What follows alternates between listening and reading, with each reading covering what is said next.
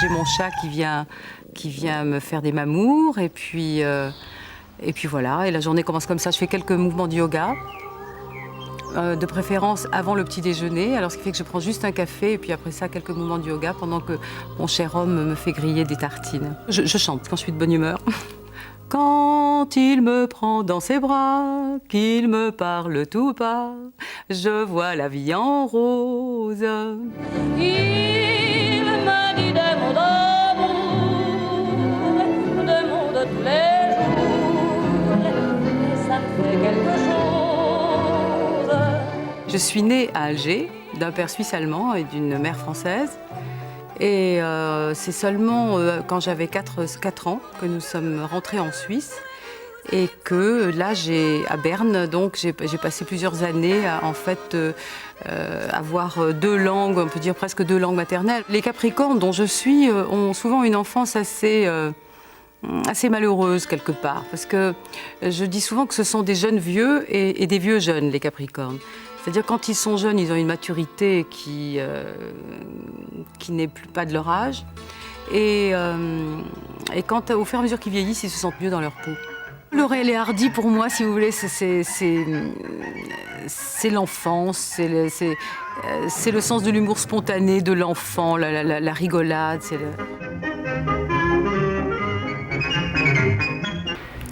Et c'était à Casablanca.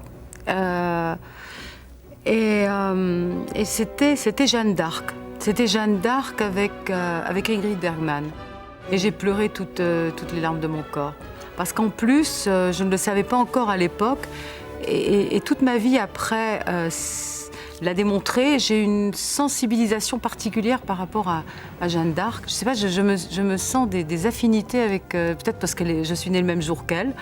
Et on a un thème très très semblable, hein, mais très semblable. Elle était ascendant Sagittaire comme moi, née le 6 janvier, pas tout à fait la même année,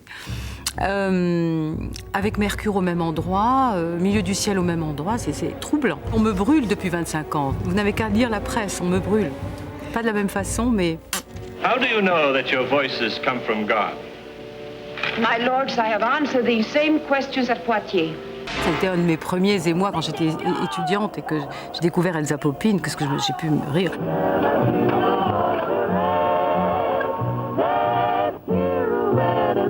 The Party, c'est vraiment hyper drôle, quoi. Je me souviens d'une scène qui se passe à table. Celle-là est vraiment très drôle. Je sortais de la Sorbonne, théoriquement j'aurais pu enseigner tout de suite puisque j'étais agrégative de grammaire et en fait j'avais pas envie. Et puis sur un pari, on m'a dit t'es pas chiche de te présenter chez Chanel, de te présenter chez Balenciaga. Je suis allée voir les deux la même journée et les deux m'ont engagée. Quand Coco Chanel m'a engagée, elle m'a dit vous pouvez commencer lundi parce que je lui ai rappelé paraît-il un mannequin qu'elle avait beaucoup aimé. On m'a habillée en Chanel, on m'a mis une robe du soir magnifique, toute brodée d'or et d'ailleurs un corset qui m'avait aplati les seins parce qu'elle voulait pas de seins, hein. Alors c'était un problème avec moi. Et puis elle m'a dit maintenant vous marchez comme dans un salon, je déteste les mannequins qui marchent comme des mannequins. Elle aimait pas ça du tout. Et elle m'a dit bon ben c'est bien, j'aime votre allure. Vous commencez lundi. Ah, j'étais éblouie, j'étais ravie. Je l'ai trouvée absolument fascinante. C'était une femme qui avait un magnétisme fou. Après, j'ai compris quand j'ai fait de l'astrologie. Elle était double lionne. Hein. Un magnétisme tout à fait extraordinaire. C'est-à-dire qu'elle suscitait des enthousiasmes très particuliers. D'ailleurs, elle avait une espèce de cour. Toutes les personnes qui travaillaient pour elle. Et les mannequins ne faisaient pas exception, la cabine de mannequins, nous étions à peu près une dizaine. Tout le monde était fasciné par elle. Elle exerçait vraiment un pouvoir de fascination qu'elle exploitait d'ailleurs très habilement parce qu'elle divisait pour régner.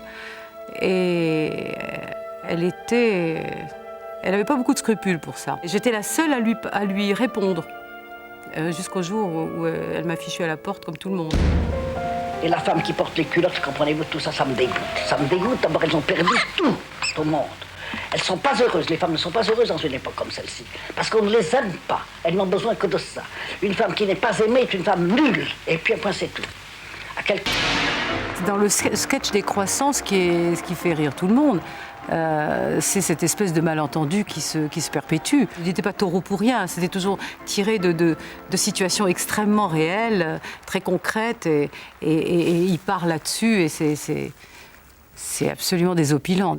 Garçon, s'il vous plaît, je voudrais un café crème. Je suis rentrée dans une agence de mannequins pour faire des photos. Et puis, tout en faisant des photos, j'ai fait des photos pour Vogue, Harper's Bazaar, la couverture de Elle, des choses comme ça. Et il y avait donc un département de cinéma chez Catherine Harlé. Et c'est comme ça que j'ai commencé à tourner, faire de la figuration. Après, j'ai tourné 2 ou 3 films où j'avais le rôle principal, dont en particulier un film en Belgique qui se passe, qui est très romantique, qui se passe à la fin du 19e siècle, début du 20e.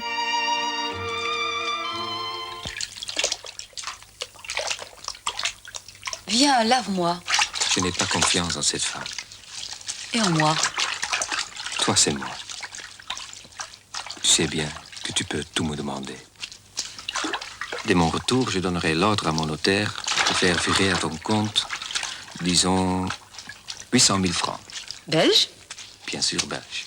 C'est merveilleux.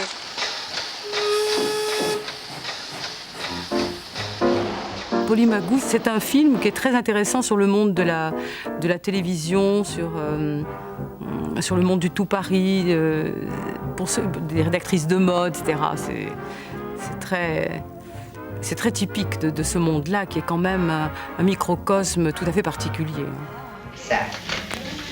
Au revoir.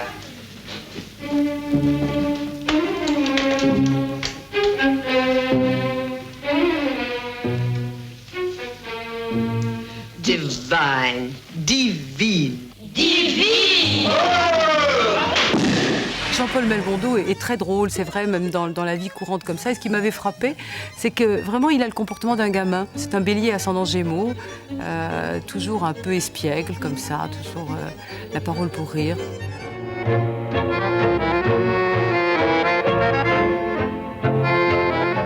C'est drôle. J'aurais imaginé une fille de ta classe dans un autre cadre. Un hôtel particulier, par exemple. J'en connais un à enlever pour une bouchée de pain. Tu devrais en parler à Robert. Tu touches toujours tes 10%? Oh non, avec toi, ça sera 50-50. Oh, déjà.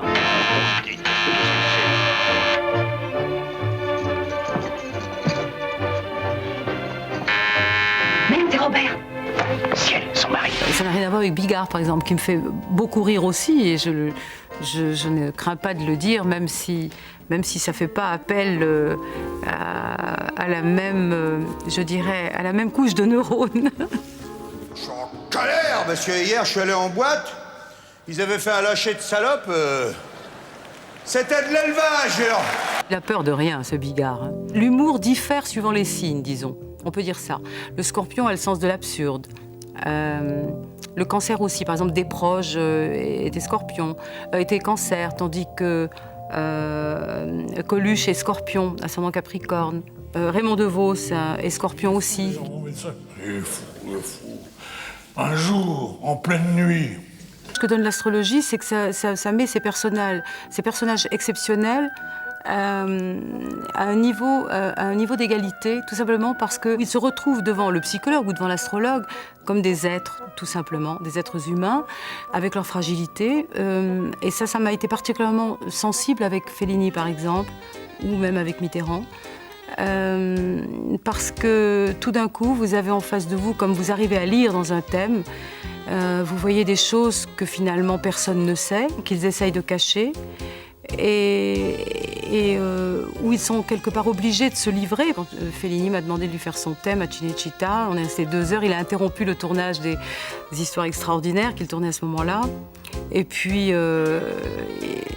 on est allé dans une pièce et il m'a fait parler de son thème. Et ça, il faut dire une chose, c'est que je lui devais ça, parce que c'était plusieurs années avant que j'étais passée par Rome, avant d'aller en Yougoslavie tourner justement avec Burt Lancaster, et où il m'avait dit « Tu vas t'ennuyer à mourir là-bas parce que tu as un contrat de 6 mois et un petit rôle, et emporte des livres d'astrologie, c'est la reine des sciences. » J'avais quoi, 27, 28 ans. Et là, je me dis, si lui me dit ça, il ne doit pas être idiot. Et en plus, ça allait dans le sens de ce qui m'intéressait, qui me fascinait depuis l'âge de 14 ans. Alors j'ai fait ça, j'ai emporté des livres et j'ai commencé à me plonger dans l'étude de l'astrologie. Et finalement, ça a été pour moi un tournant très important dans ma vie. Pion ascendant Capricorne. Et je pense que c'est aussi en raison de cette composante Capricorne qu'il avait besoin de jouer un rôle sur le plan social aussi, de jouer un rôle par rapport à ses contemporains, d'agir, ce qu'il a fait amplement avec les Restos du Cœur, etc. Les chômeurs, les pauvres, même les Suisses, hein, peuvent venir s'ils veulent. Hein. Il est unique. Pour moi, ça a été vraiment une perte irrémédiable. A posteriori, quand on regardait, je l'ai même donné comme cas d'école, tellement on pouvait voir dans son thème que ce jour-là,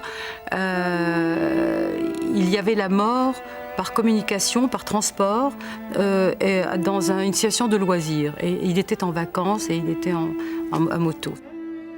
Il est bien évident que moi je respecte le secret professionnel complètement et que par rapport, je conseille plusieurs chefs d'État, personne ne peut savoir qui. Et je m'en garde bien, vous voyez. Quand je fais état du fait que je les conseille, ou que je les ai conseillés, en ce qui concerne François Mitterrand, c'est parce qu'il me l'avait permis, hein. C'est pas seulement parce qu'il a disparu. Et en ce qui concerne le roi d'Espagne, c'est parce qu'il ne s'en cache pas lui-même. J'aime beaucoup Julien Clerc, beaucoup, beaucoup. Je trouve que c'est une balance extrêmement séduisante et qu'il a une belle voix, j'adore. On serait seul au monde, on jouerait à s'aimer. C'est toujours amusant parce qu'on découvre derrière les mécaniques, si vous voulez, de l'homme ou de la femme qui est face à son prompteur. Vous voyez ce que je veux dire? C'est le robot, quoi. Tout d'un coup, il y a l'être humain qui perce. C'est là où c'est drôle. Benoît Poulvordja-Lanvin, entre deux sushis, donc on disait ce film, c'est une comédie d'action. Elle repose sur un duo d'acteurs. Vous êtes reparti dans des références, je ne sais pas, comme La Chèvre, Les Compères. Les références qu'on connaît tous, oui, bien sûr. C'est... Ah, non, attends. Überirdisches Wesen, E.T. Elisabeth Tessier.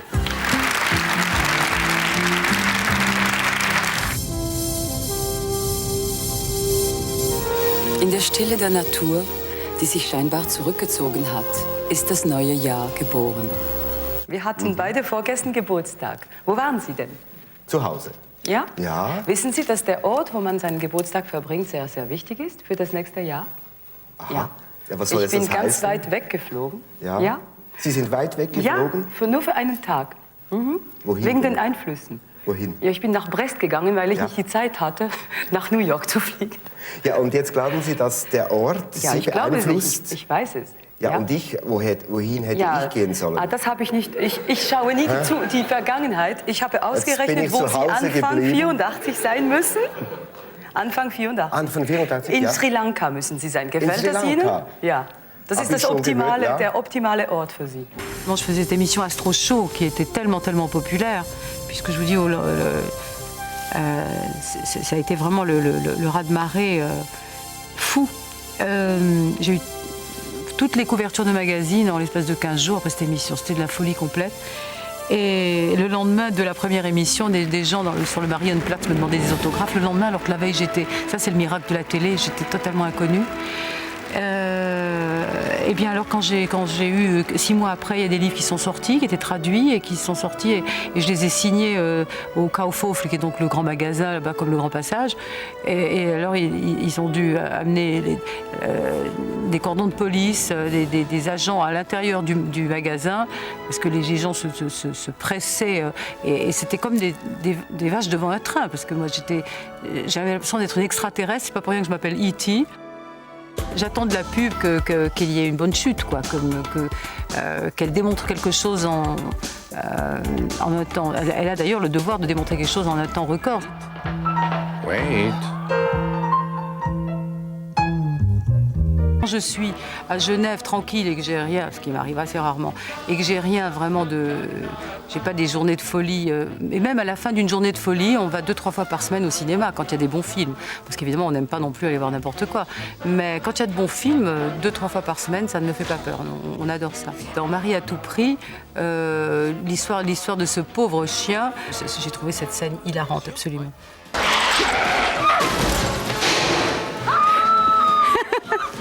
devrait pouvoir rire tous les jours. C'est tellement important. Et quand je ris à gorge déployée, je dis merci mon Dieu, parce que c'est extrêmement important. Je pense que même pour la santé, on le sait maintenant, c'est un cliché, que ça a une incidence. Je suis sûre que ça a une incidence sur le système hormonal, sur toutes les fonctions du corps, sur le stress, sur tout ça. Moi, j'ai une reconnaissance folle pour un copain que j'ai qui, de temps en temps, me téléphone juste pour me raconter une blague. Et toute ma journée en échangeait. Ce qui fait que maintenant, je fais la même chose. Et je pense qu'on devrait tous pratiquer ça. Quand on connaît une bonne blague, téléphoner à quelqu'un qu'on aime bien, prendre 5 minutes pour la lui raconter. Ça peut changer sa journée.